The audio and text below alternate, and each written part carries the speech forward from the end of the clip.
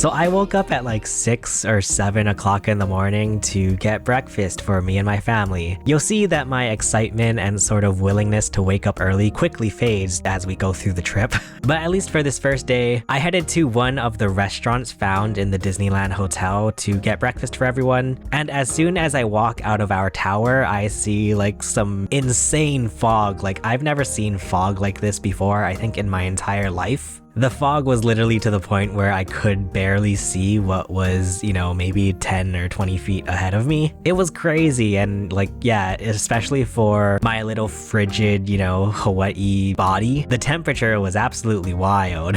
Breakfast and breakfast.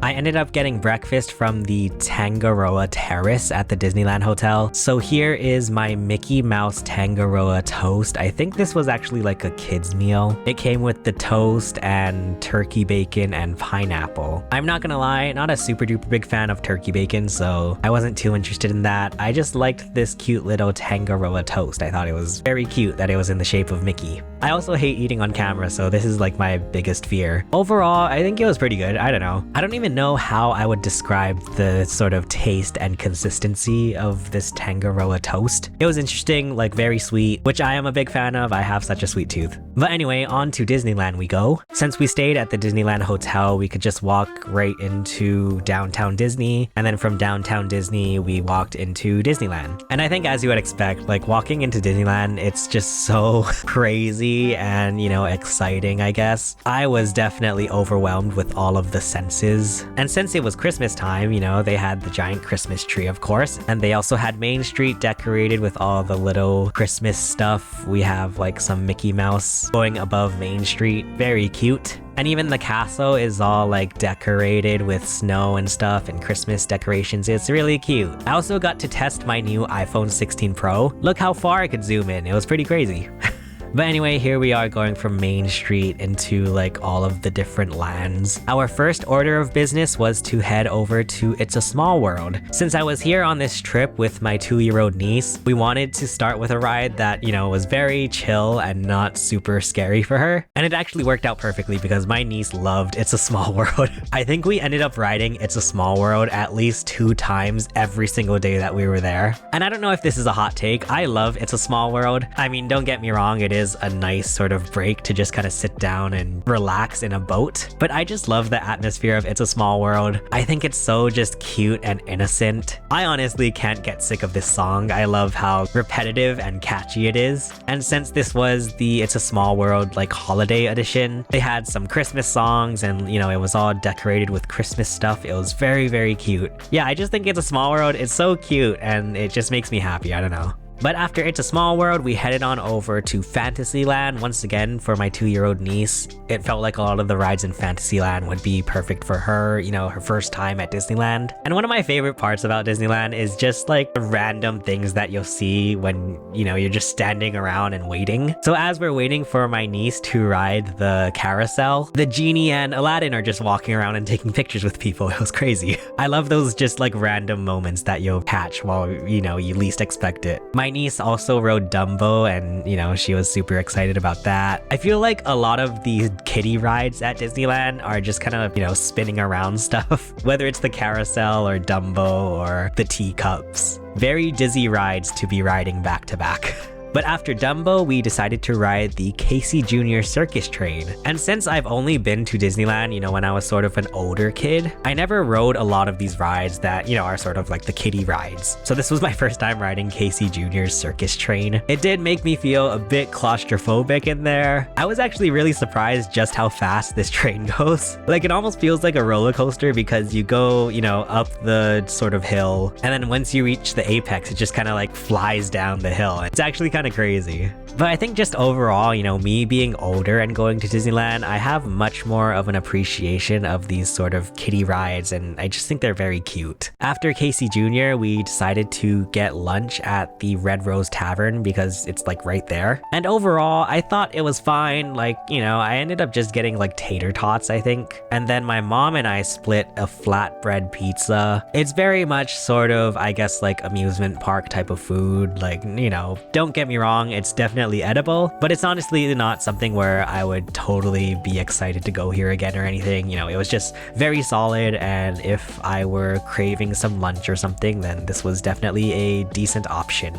I guess this is also a good spot where I can talk about using the Lightning Lane pass, because in this day and age, like, so much of Disneyland is just based on you using the mobile app. And the main thing that I learned throughout this entire trip at Disneyland was that I feel like you always need one person who is just dedicated to taking care of all of the mobile app stuff. Because I feel like so much of my time at Disneyland was spent just, you know, I was holding my mom's shoulder with one hand, I had my phone in the other hand, and I was just looking down at my phone, walking around, you know, trying to get our next ride or trying to figure out the dining reservations and everything like that. And there are some really great YouTube videos going over like all of the ins and outs, you know, all of the tips and tricks for using the Disneyland app at Disneyland. But it was definitely a lot of stress on myself, you know, booking lightning lanes and all that stuff. Maybe I'll make a whole video going over that experience, as well as maybe I'll make a video going over all of the food that we ate. I don't know, let me know in the comments if you guys are interested. But that brings us over to Mickey's Toontown, because I needed to book a lightning lane for Mickey and Minnie's Runaway Railway quite early in the Disneyland app, because that one gets really crowded. But just very generally with Mickey's Toontown, this is another area where I think I was too old to really appreciate coming here when I was a kid. So now coming back and actually being able to see this whole area, I thought it was really cute and really fun. The Roger Rabbit ride, you know, it always had just like the longest line. All of the lightning lanes were gone for the whole day. But that was okay, because I was honestly most excited to go on Mickey and Minnie's Runaway Railway. Apparently this is one of the newer rides here, and the whole theme of the ride is like an old-timey sort of movie theater. So a whole bunch of people come packed into this area where there's like a little movie playing. And it was funny because although I, you know, did my extensive research before coming to Disneyland to try to make it as smooth of a trip as possible, I got a kick out of seeing the reactions of, you know, my niece and my brother and my mom. Like, for example, here when the screen explodes and, you know, there's like a little entrance to the actual ride.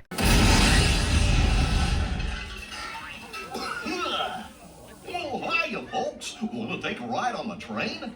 My brother was just like so amazed by that. He was just like, how did they do that? Like, it's pretty awesome. But anyway, actually going on to the ride, it was really, really fun. Once again, this was my first time ever, I think, going on one of these trackless rides at Disneyland. And it was actually super crazy. Like, I wasn't expecting it to be as much of a ride as it turned out to be. Like, you go like swinging and just, you know, going in all kinds of circles throughout this ride. I think one of my favorite things about Disneyland is the mix of sort of practical effects and digital effects. You know, stuff like going into different areas and there are screens that are used, but also actual props on the rides. There's this part with the tornado and it's actually a real, you know, spinning prop rather than just like a screen. And then there's stuff like this where, you know, they sort of mimic the feeling of you free falling down this waterfall, but, you know, you're just kind of staying there in place and it's just the screen. Really cool. I thought this ride was really, really fun and just really interesting. I feel like half the fun just comes from trying to figure out how they pull off all of these effects and stuff. And then of course at the end of the ride, you know, there's like this big crescendo and it's just like this beautiful little area with Mickey, Minnie, and Pluto and all of the stars and the fireworks. It's really cute.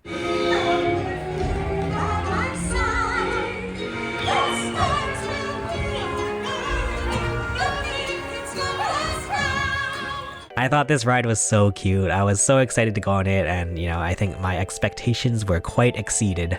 But after going to Mickey's Toontown, I think we just kind of spent some time going through Fantasyland again, you know, just walking around, before we ended up heading over to Tomorrowland. We went on Buzz Lightyear Astro Blasters. I honestly didn't get much footage from this ride because I don't know if this is a hot take, and I apologize if, you know, I upset some people, I guess. I'm not the biggest fan of Buzz Lightyear Astro Blasters compared to other sort of interactive types of rides, you know, especially like the Toy Story Midway Mania. Astro Blasters, it just kind of feels older and, you know, not as up to date as some of the other sort of dark rides in Disneyland. Even the photo that it takes, it's really low quality, and it doesn't even like use the Disneyland app so that you can get the picture. You have to actually use a third-party service to have it emailed to you. And right outside of Astro Blasters, there is also the Astro Orbiter, which is once again another spinning ride. And oh boy, was this ride a little bit uncomfortable. My mom and I ended up sharing one rocket, and then my brother and his daughter shared another rocket. And I've never felt so old by saying that my knees were killing me. But hey, you know, it was fun. It's a cool way to sort of like look at the entire park from a higher up vantage point. And then continuing to stay in Tomorrowland, we went on Autopia. I feel like this is a classic one that, you know, my family and I always go on whenever we go to Disneyland. I was actually in the driver's seat on Autopia, and let me tell you, it was so hard trying to drive this car. Like, I don't consider myself a really great driver, but trying to drive this car, I was just like freaking out because I felt like I was doing terribly. Like, sometimes the car would be swerving on its own, but then sometimes when I tried to turn, it wouldn't turn at all. It really made me question my actual driving capabilities. But after that, as we were leaving Tomorrowland, all of the cast members were, you know, roping off areas. There were people sitting on the curbs waiting, and it turned out the Christmas Fantasy Parade was coming soon. I get really stressed in these types of situations because you never know which way is a one-way walkway, and I get so scared that like a cast member is gonna yell at me for, you know, not being in the right place at the wrong time. So we just decided, you know, let's just stand somewhere and watch the parade, which also turned out to be very hard because, you know, especially for my mom and I, we are very short Asian people. So trying to see behind all of these really tall people, it was very hard for me. But we did get to see some of the larger floats. I think again, this showed how just great the iPhone 16 Pro's zoom is. I was so like glad that I had the iPhone 16 Pro with the 3 camera lenses. But this was very cute, you know, seeing all your favorite Disney characters, and there's the Christmas music playing, you know, very, very cute and very Christmassy, very festive.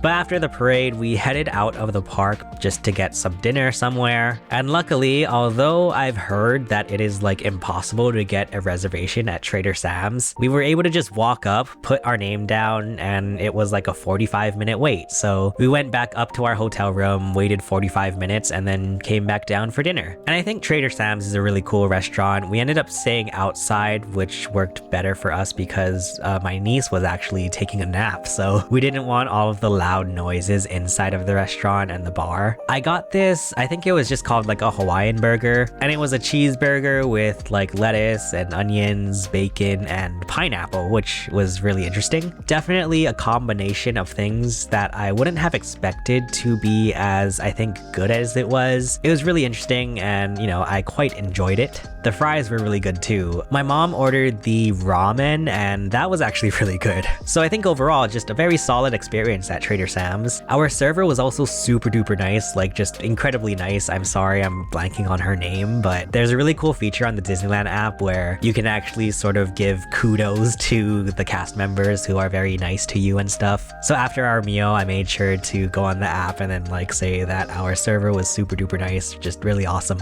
And then after Trader Sam's, we went back into Disneyland Park because I had seen on many TikToks and YouTube videos that during the Believe in Holiday Magic fireworks show, if you go onto Main Street, there's like really cool light projections that happen in sync with the fireworks. So I was like, okay, that's cool. Like, you know, we don't have to walk too far into Disneyland. We can just go, you know, at the edge of Main Street and then see all the cool lights and stuff. But then as we're waiting for the fireworks to start, an announcement comes on the speakers saying that due to high winds, there is going to be no fireworks show for this evening. And I was just so sad. I was so bummed because I wanted to see the like projections all over Main Street. But they did at least still do the enchanted snowfall, so that was pretty cool, you know, still being able to see some of the projections on Main Street. Like, it looks really, really cool. I'm no scientist, so I can't even explain how they do these projections, but it looks really, really neat. And at the end, they have the fake snow coming down, which ended up not working too great just because there was in fact high wind that was blowing the snow everywhere else except down on Main Street.